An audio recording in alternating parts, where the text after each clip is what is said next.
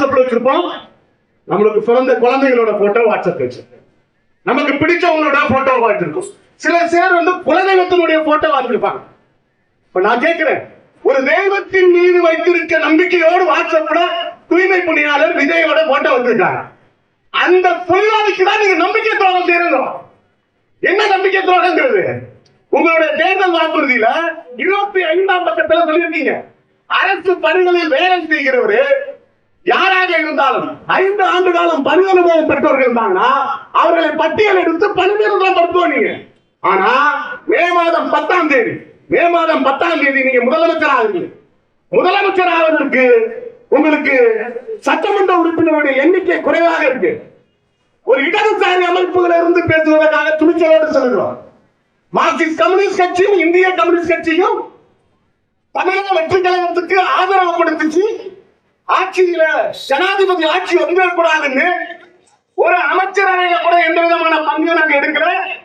நாங்க கேட்டது ஒன்னே ஒண்ணுதான், இந்த தொழிலாளி வர்க்கத்துக்கு உண்டான நியாயத்தை நீங்க நிலைநாட்டணும் தான்.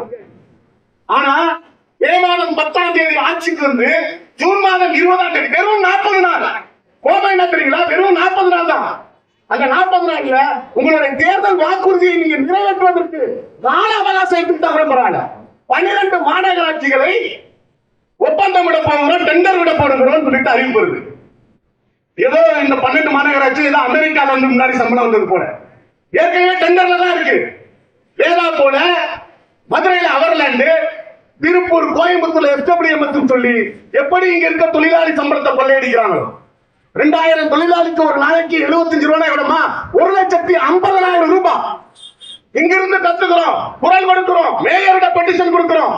அவ்வளவு பெரிய திருட்டுத்தனம் தொழிலாளி தூய்மை பணியாளர் சம்பளத்தில் நடக்குதுங்கிறோம். ஆனா யாரும் கண்டுகொள்ள மாட்டாங்க. சரி, ஆட்சி மாறி வந்த மாண்புமிகு ஜோசப் விஜய் அவர்கள் என்ன செய்வார்னா, அவரும் டெண்டர் வருவாங்கிறார். சிஐடி தொழிற்சங்கம், இடதுசாரிகள் எவ்வளவு ஒன்றிணைந்து போராடணும், டெண்டர் ரத்து செய்யப்பட்டிருக்கிறார்.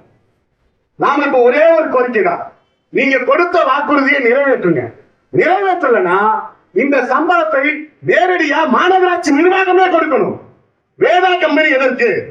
எங்க சம்பளத்தை திருடுவது எல்லாருக்கும் தெரியுது. யாராவது தமிழக வெற்றி கழகத்தினுடைய அமைச்சருங்க, ஒரு எம்எல்ஏ நேரடியா வந்து இந்த டெண்டரை ரத்து செய்ய, நீங்க உண்மையிலேயே சொல்லி மாட்டீங்க. இந்த நாட்டுக்கு நீங்க நல்லது செய்றீங்க, தமிழ்நாட்டுக்கு பல நல்லது செய்றீங்க.